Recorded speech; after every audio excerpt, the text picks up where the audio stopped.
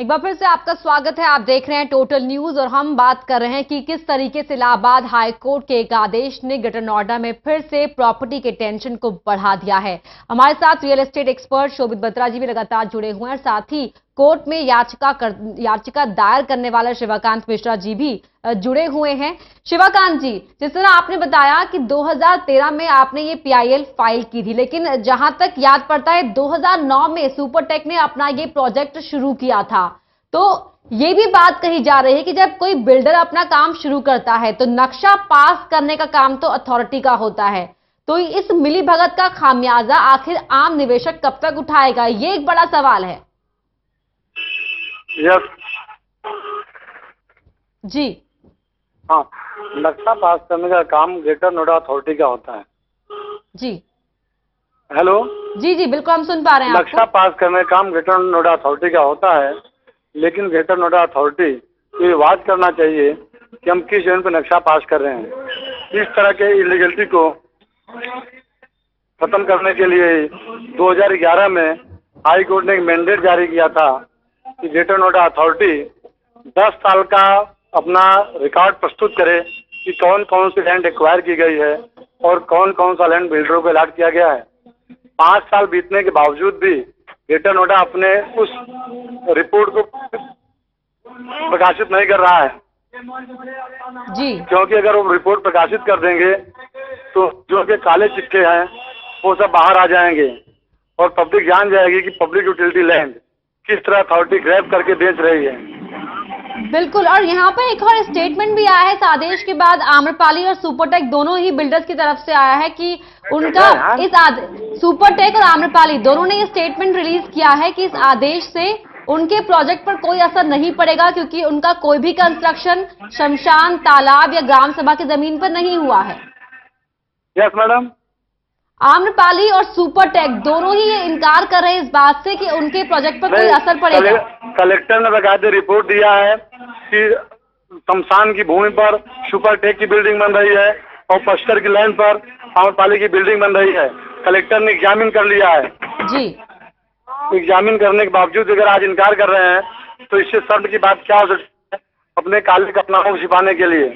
जी लेकिन जिस तरह 2011 में कोर्ट ये आदेश देता है कि 2014 में कलेक्टर ने बाकायदा एग्जामिन कर दिया है कि पतवाड़ी गांव के शमशान की भूमि पर सुपरटेक की बिल्डिंग बन रही है और पश्चिम की भूमि पर आम्रपाली की बिल्डिंग बन रही है।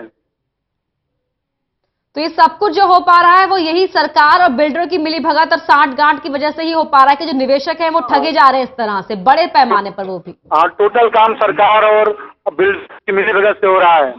सिर्फ माल प्रैक्टिस किया जा रहा है ग्रेटर नोएडा गौतम बुद्ध नगर में। जी बिल्कुल, शिवाकांत जी बने रहिए हमारे साथ। शोभित बत्रा जी, जो निवेशक आम्रपाली और सुपरटेक दोनों ने स्टेटमेंट रिलीज कर दिया है कि जो इलाहाबाद हाई कोर्ट का आदेश आया है उससे उनके प्रोजेक्ट पर कोई असर नहीं पड़ेगा, जबकि शिवाकांत मिश्रा जी कह रहे हैं कि कलेक्टर के हवाले से रिपोर्ट गई है कि कहां किसकी जमीन पर किसका प्रोजेक्ट बन रहा है। देखिए, मैंने इससे पहले भी आपको ये बताया कि जो प्रोजेक्ट्स की बात करी जा रही है वो 20 एकड़ 30 एकड़ के प्रोजेक्ट हैं। उसमें 2000 मीटर और 6000 मीटर की जमीन का कोई खास फर्क नहीं पड़ता मेरे हिसाब से। और अगर थोड़ा बहुत एरिया कुछ पड़ेगा भी तो वो इतने बड़े प्रोजेक्ट्स हैं कि इतना छोटा एरिया छोड़कर भी अपने प्रोजेक्ट को सक्सेसफुली डिलीवर कर सकते हैं। जी, तो जो इन्वेस्टर्स हैं मतलब उनके लिए यहाँ पे ज्यादा परेशान होने वाली बात परेशान होने की कोई बात नहीं है, लेकिन जो लीगल फॉर्मेलिटीज की वजह से उनका पोजीशन डिले होगा वो इनके लिए एक प्रॉब्लम बन सकती है। जो बिल्डिंग गिराने का आदेश है तो वो क्या, जो जिससे जमीन है उतने हिस्से में जो कंस्ट्रक्शन है वो डिमोलिश की जाएगी या पूरा प्रोजेक्ट ही धराशायी किया जाएगा? सिर्फ उसने पर्टिकुलर 2000 और 6000 गज की बात करी गई है कोर्ट के ऑर्डर में, आप ध्यान से देखेंगे जी, तो सिर्फ उतने एरिया की बात करी गई है। और जो ये प्रोजेक्ट्स हैं ये 20-20, 30-30 एकड़ के प्रोजेक्ट्स हैं, मुझे नहीं लगता कि इसके ऊपर कोई फ्लैट्स के ऊपर कोई प्रॉब्लम आनी चाहिए। लेकिन मेंटली और फाइनेंशियली बहुत ही ड्रेन्ड आउट करने वाला है इन्वेस्टर्स के लिए, क्योंकि एक तो पोजीशन उनका पहले से ही डिले चल रहा है। अगर 2009 में कोई प्रोजेक्ट स्टार्ट होता है तो 13 तक बात की जाती है कि आपको हम डिलीवर कर देंगे। 2015 अपने समाप्ति पर है और अब ये और डिले होगा, तो ये बहुत ज्यादा फ्रस्ट्रेटिंग है इन्वेस्टर्स के, अगर हम पॉइंट ऑफ व्यू से बात करें तो। देखिए, नोएडा एक्सटेंशन की अगर बात करें तो वहां जितने भी इन्वेस्टर्स हैं, या इन्वेस्टर्स की नहीं कहूंगा, एंड यूजर्स हैं वहां पे जितने भी, और वो लो बजट प्रोफाइल के लोग हैं जितने भी, जो ने 2 BHK 1 BHK घर लिए हैं, 3 BHK लिए जी, उनका पर्पज ही यही था क्योंकि यहाँ सस्ता था तो अपना घर रहने के हिसाब से लोगों ने लिया है यहाँ पे। और जितने भी लोग ने रहने के लिए लिया है उनके लिए सबसे बड़ी प्रॉब्लम है कि पोजेशन अब डिले हो रहा है। तो मेरे हिसाब से इसमें ग्रेटर नोएडा अथॉरिटी को एक मेजर एक्शन लेना चाहिए ताकि इन कोर्ट की प्रोसीडिंग से जो एक्चुअल यूजर है वो इफेक्ट ना हो, क्योंकि ये सारी चीजें ग्रेटर नोएडा अथॉरिटी की नॉलेज के बाद ही शुरू हुई है। जी शिवकांत मिश्रा जी, आखिरी सवाल आपसे, जो ये अब हाईकोर्ट के आदेश के बाद अगर जो बिल्डर्स हैं जो प्रभावित हो रहे हैं, अगर वो ये स्टैंड लेते हैं कि वो आगे सुप्रीम कोर्ट में चैलेंज करेंगे, तो ये मामला फिर और खिंचेगा? देखिए, बिल्डरों के पास दो रास्ते हैं, या तो हाई कोर्ट में रिव्यू डालें या सुप्रीम कोर्ट में अप्रोच करें जी, और उनके पास कोई रास्ता नहीं बचा हुआ। अदरवाइज बिल्डिंग गिरने के सिवा उनके पास कोई भी ऑप्शन नहीं है।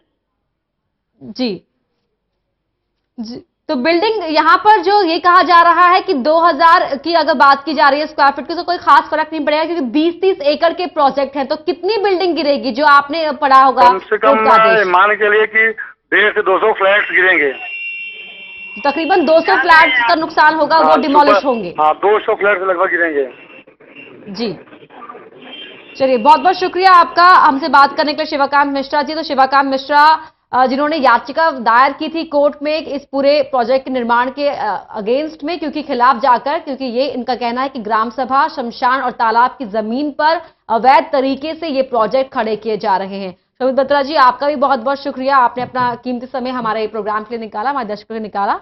तो यहाँ पर प्रॉपर्टी की टेंशन एक बार फिर बढ़ती दिख रही है। इलाहाबाद हाईकोर्ट के आदेश के बाद पटवारी, इटहरा और तुगलपुरा गांव में बिल्डिंग गिराने के आदेश हाईकोर्ट ने दिए हैं और कहा है कि 2 महीने में किसानों की जमीन वापस लौटाई जाए। लेकिन एक और बात आपको बता दें कि इस फैसले के सामने आते ही आम्रपाली और सुपरटेक दोनों ही बिल्डर ने यह स्टेटमेंट रिलीज किया है कि इस आदेश का उनके प्रोजेक्ट पर कोई असर नहीं पड़ेगा।